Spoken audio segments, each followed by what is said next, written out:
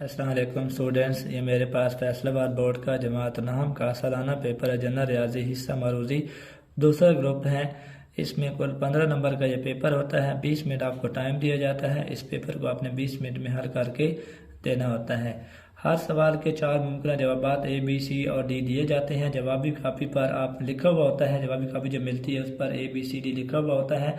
आपने मरूजी पेपर से देख के जो दुरुस्त ऑप्शन होता है, जो आपके मुताबिक दुरुस्त होता है, उसी से मुतल्लिका दायरे को आपने मार्कर या पेन से भर देना होता है। अगर आप एक से ज़्यादा दायरे को पुर करेंगे या काट कर पुर करेंगे तो आपका जवाब गलत सवर होगा, तो इस सब नुकसान के जिम्मेदार आप खुद होंगे। इसलिए आपने खुद से एहतियात से अपने दायरे जो फिल करने हैं ताकि किसी किस्म की गलती ना हो जिस पे आपको बाद में पछताना पड़े।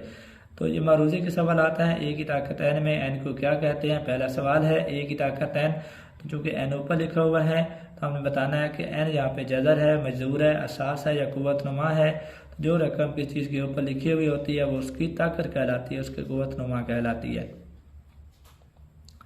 सवाल नंबर 2 में हमने बताना है 3 का जदर कैसा अदद है। नातिक अदद है, गैर नातिक अदद है, कुदरती अदद है या सही अदद है।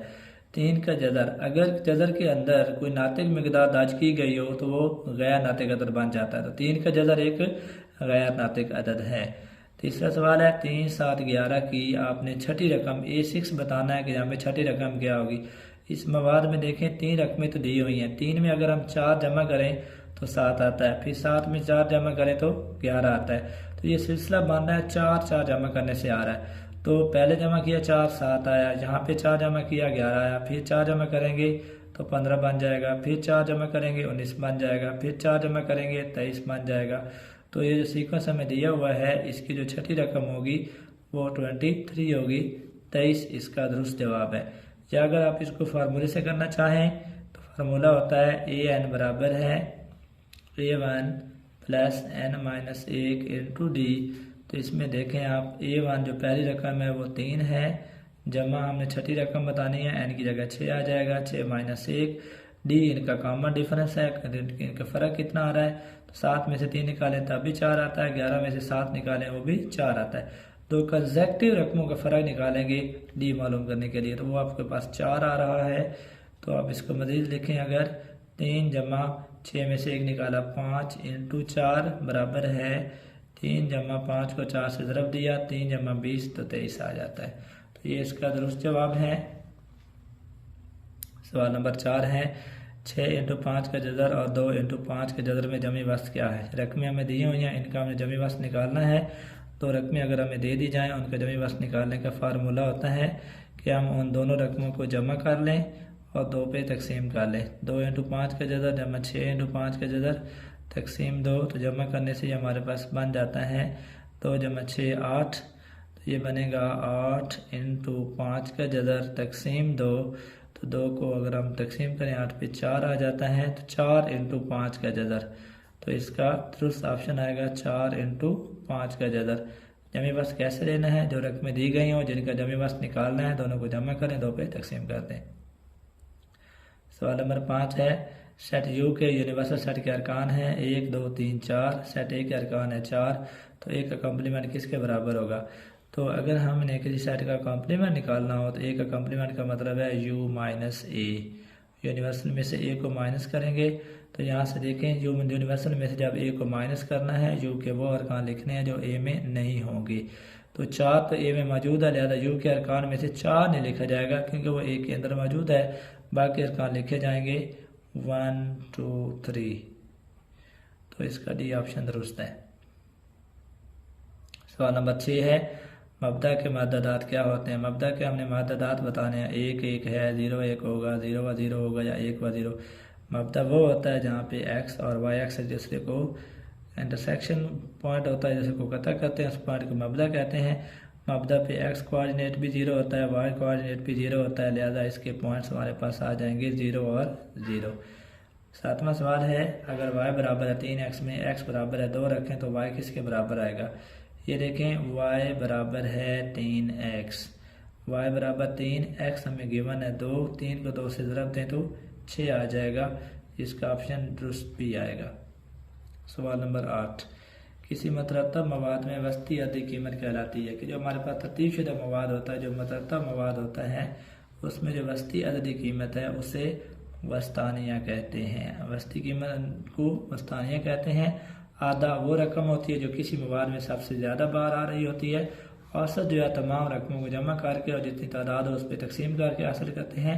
ज़रबी औसत जितनी रकमें होंगी उनको ज़रब दे के उसकी पावर 1/n लेकर हम ज़रबी औसत मालूम कर सकते हैं।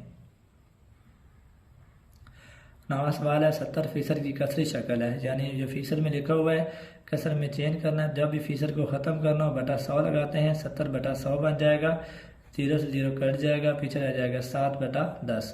तो 70% की कसरी शक्ल आएगी 7/10। बी ऑप्शन इसका दुरुस्त है। 10वां सवाल आपके पास है 7/20% की शक्ल में है। 7/20 को फीसद की शक्ल में चेंज करना है, तो अगर किसी रकम को फीसद में चेंज करना उसे 100 से मल्टीप्लाई करते हैं।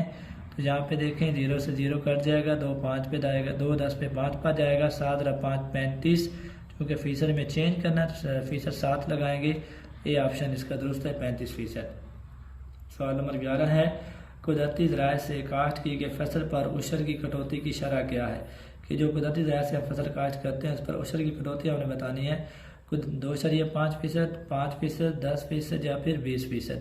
2.5% दुरुस्त नहीं है क्योंकि 2.5% तो ज़कात की शरह होती है। 5% जो है ये मसनूई ज़राए से जो फसल काश्त की जाती है उस पर उशर की कटौती है, वो 5% है, ये भी दुरुस्त नहीं है। उशर की कटौती अगर हम कुदरती ज़राए से फसल काश्त करते हैं तो उस पर 10% होती है। सी ऑप्शन दुरुस्त है। सवाल नंबर 12 है 1 लाख रुपए पर ज़कात की कटौती क्या है। अगर 1 लाख रुपया हो तो ज़कात की कटौती मालूम करनी है।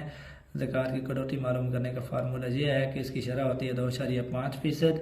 इसको हम ज़रब दे देते हैं 1 लाख के साथ। 1 लाख पे हमने ज़कात की कटौती मालूम करनी है 2.5। तो इसका इशारिया ख़त्म किया बटा 10 लग गया, फीसद को ख़त्म किया बटा 100, 2 सिफरें और लग जाएंगी। ज़रब ये 1 लाख है, इसके साथ ये ने लिख दिया, 2 सिफरें इन 2 सिफरों से कट जाएंगी। 1000 को 25 से ज़रब दें तो ये तीसरी सिफर भी कट जाएगी, पीछे 100 रह जाएगा। 100 ज़रब 25 तो 2500। तो 1 लाख रुपए अगर हमारे पास मौजूद हो उस पर ज़कात की कटौती 25 रुपये होगी।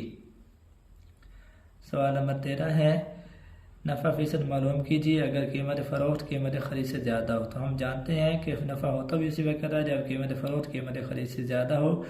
तो क्या इनमें से कौन सा जवाब दुरुस्त है। नफ़ा तकसीम कीमत ख़रीद, नफ़ा तकसीम कीमत ख़रीद ज़रब 100, नफ़ा ज़रब कीमत ख़रीद बटा 100, कीमत ख़रीद ज़रब 100 बटा नफ़ा फ़ीसद जमा 100। तो नफ़ा फ़ीसद मालूम करने का फार्मूला जब कीमत फ़रोख्त कीमत ख़रीद से ज़्यादा हो, नफ़ा ज़रब 100 बटा कीमत ख़रीद। बी ऑप्शन दुरुस्त है। मुनाफा या मार्क आपकी वसूल की गई शरह को मुनाफा की शक्ल में जब जो मुनाफा है जब मार्क आप तो जो शरह होती है उसको सूर कहते हैं, टाइम कहते हैं, रेट कहते हैं या सज़र कहते हैं, तो उसे रेट कहते हैं। मुनाफा मार्क आपकी वसूल की शरह को रेट कहते हैं। 15वां सवाल है वो रकम जो आमदनी के तनासब से कुछ चीज़ों की लागत में मुनाफा के इजाफा और खिदमात पर रियासत को अदा की जाती है उसे टैक्स कहते हैं। ये ऑप्शन दुरुस्त है।